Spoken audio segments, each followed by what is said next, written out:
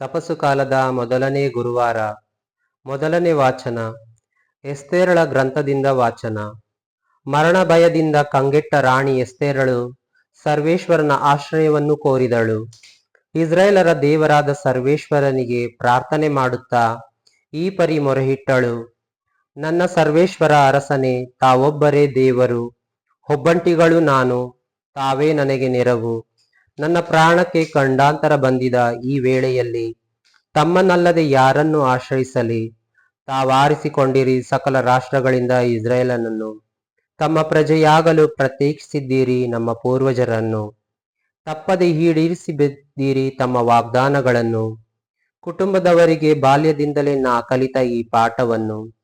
ಸರ್ವೇಶ್ವರ, ನಮ್ಮನ್ನು ತಂದುಕೊಳ್ಳಿ ನೆನಪಿಗೆ, ಆಪತ್ತಿನಲ್ಲಿ ನೆರವಿತ್ತು ಧೈರ್ಯ ನೀಡಿ ನಮಗೆ. ರಾಜಾದಿರಾಜ, ಒಡೆಯ, ತಾವು ಸಕಲ ದೇವರುಗಳಿಗೆ ಕರುಣಿಸಿ ಸಿಂಹರಾಜನೇ, ಮುಂದೆ ನಿಂತು ನಾ ವಾದಿಸುವಂತೆ. ಈ ರಾಜನು ಶತ್ರು ಹಾಮಾನನನ್ನು ದ್ವೇಷಿಸುವಂತೆ, ಆ ಶತ್ರು ಹಾಗೂ ಅವನ ಸಂಗಡಿಗರು ನಾಶವಾಗುವಂತೆ. ಸರ್ವೇಶ್ವರ, ರಕ್ಷಿಸಿ ನೆರವಿತ್ತು ಈ ಒಬ್ಬಂಟಿಗಳಿಗೆ. ಯಾರನ್ನು ಆಶ್ರಯಿಸಲಿ ನಾನು ತಮ್ಮನ್ನಲ್ಲದೆ? ಪ್ರಭುವಿನ ವಾಕ್ಯ. ದೇವರಿಗೆ ಕೃತಜ್ಞತೆ ಸಲ್ಲಲಿ. ಕೀರ್ತನೆ. ಶ್ಲೋಕ. ಸರ್ವೇಶ್ವರ, ಮೊರೆಯಿಟ್ಟಾಗ ದಯಪಾಲಿಸಿದೆ ಎನಗೆ ಸದುತ್ತರವನ್ನು. ಹೃದಯಪೂರ್ವಕ ವಂದನೆ ಪ್ರಭು ನಿನಗೆ. ದೇವರುಗಳೆದುರಿಗೆ ನನ್ನ ಕೀರ್ತನೆ ನಿನಗೆ. ಹೊಗಳುವೆ ನಿನ್ನ ನಾಮವನ್ನು ತಲೆಬಾಗಿ ನಿನ್ನ ಪವಿತ್ರಾಲಯದತ್ತ. ಶ್ಲೋಕ. ಸರ್ವೇಶ್ವರ, ಮೊರೆಯಿಟ್ಟಾಗ ದಯಪಾಲಿಸಿದೆ ಎನಗೆ ಸದುತ್ತರವನ್ನು. ನಿನ್ನ ಪ್ರೀತಿ ಸತ್ಯತೆಗಳ ನಾಮ ನುಡಿಗಳ ಮಹತ್ವದ ಪ್ರಯುಕ್ತ ಮೊರೆಯಿಟ್ಟಾಗ ದಯಪಾಲಿಸಿದೆ ಸದುತ್ತರವನ್ನು. ಅಧಿಕ ಮಾಡಿದೆ ನೀನು ನನ್ನಾತ್ಮ ಶಕ್ತಿಯನ್ನು. ಶ್ಲೋಕ. ಸರ್ವೇಶ್ವರ, ಮೊರೆಯಿಟ್ಟಾಗ ದಯಪಾಲಿಸಿದೆ ಎನಗೆ ಸದುತ್ತರವನ್ನು. ಇಕ್ಕಟ್ಟಿನಲ್ಲಿ ನಡೆವಾಗಲೂ ನೀ ರಕ್ಷಿಸುವೆ ಪ್ರಭು ಪ್ರಾಣವನ್ನು. ಶತ್ರುಕೋಪಕ್ಕೆ ವಿರೋಧವಾಗಿ ತೋರುವೆ ನೀ ಮುಷ್ಟಿಯನ್ನು. ಶಾಶ್ವತವಾಗಿಸು ನಿನ್ನ ಅಚಲ ಪ್ರೀತಿಯನ್ನು, ಮರೆತು ಬಿಡಬೇಡ ನಿನ್ನಯ ಕೈಕೃತಿಯನ್ನು. ಶ್ಲೋಕ. ಸರ್ವೇಶ್ವರ, ಮೊರೆಯಿಟ್ಟಾಗ ದಯಪಾಲಿಸಿದೆ ಎನಗೆ ಸದುತ್ತರವನ್ನು. ಘೋಷಣೆ. ದೇವರ ವಾಕ್ಯವಾದ ಪ್ರಭು ಯೇಸುವೆ, ನಿಮಗೆ ಸದಾ ಮಹಿಮೆ ಸಲ್ಲಲಿ.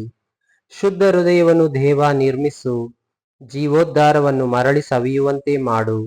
ದೇವರ ವಾಕ್ಯವಾದ ಪ್ರಭು ಯೇಸುವೆ, ನಿಮಗೆ ಸದಾ ಮಹಿಮೆ ಸಲ್ಲಲಿ. ಮತ್ತಾಯನು ಬರೆದ ಪವಿತ್ರ ಶುಭ ಸಂದೇಶದಿಂದ ವಾಚನ. ಆ ಕಾಲದಲ್ಲಿ ಯೇಸು ತಮ್ಮ ಶಿಷ್ಯರಿಗೆ ಹೀಗೆಂದರು: ಕೇಳಿರಿ, ನಿಮಗೆ ಕೊಡಲಾಗುವುದು. ಹುಡುಕಿರಿ, ನಿಮಗೆ ಸಿಗುವುದು. ತಟ್ಟಿರಿ, ನಿಮಗೆ ಬಾಗಿಲು ತೆರೆಯಲಾಗುವುದು. ಏಕೆಂದರೆ ಕೇಳಿಕೊಳ್ಳುವ ಪ್ರತಿಯೊಬ್ಬನಿಗೂ ಕೊಡಲಾಗುವುದು, ಹುಡುಕುವವನಿಗೆ ಸಿಗುವುದು, ತಟ್ಟುವವನಿಗೆ ಬಾಗಿಲು ತೆರೆಯಲಾಗುವುದು. ನಿಮ್ಮಲ್ಲಿ ಯಾವನು ತಾನೇ ತನ್ನ ಮಗ ರೊಟ್ಟಿಯನ್ನು ಕೇಳಿದರೆ ಕಲ್ಲನ್ನು ಕೊಟ್ಟಾನೋ? ಮೀನನ್ನು ಕೇಳಿದರೆ ಹಾವನ್ನು ಕೊಟ್ಟಿಯಾನೋ? ಕೆಟ್ಟವರಾದ ನೀವೇ ನಿಮ್ಮ ಮಕ್ಕಳಿಗೆ ಒಳ್ಳೆಯ ಪದಾರ್ಥಗಳನ್ನು ಕೊಡಬಲ್ಲವರಾದರೆ, ಅದಕ್ಕಿಂತಲೂ ಎಷ್ಟೋ ಹೆಚ್ಚಾಗಿ ಸ್ವರ್ಗದಲ್ಲಿರುವ ನಿಮ್ಮ ತಂದೆ ತಮ್ಮನ್ನು ಕೇಳಿಕೊಳ್ಳುವವರಿಗೆ ಒಳ್ಳೆಯ ಕೊಡುಗೆಗಳನ್ನು ಕೊಡಬಲ್ಲರು. ಜನರು ನಿಮಗೆ ಏನೇನು ಮಾಡಬೇಕೆಂದು ನೀವು ಅಪೇಕ್ಷಿಸುತ್ತೀರೋ ಅದನ್ನೇ ನೀವು ಅವರಿಗೆ ಮಾಡಿ. ಧರ್ಮಶಾಸ್ತ್ರದ ಹಾಗೂ ಪ್ರವಾದಿಗಳ ಸಾರ ಇದೆ. ಪ್ರಭುವಿನ ಶುಭ ಸಂದೇಶ. ಕ್ರಿಸ್ತರೇ, ನಿಮಗೆ ಸ್ತುತಿ ಸಲ್ಲಲಿ.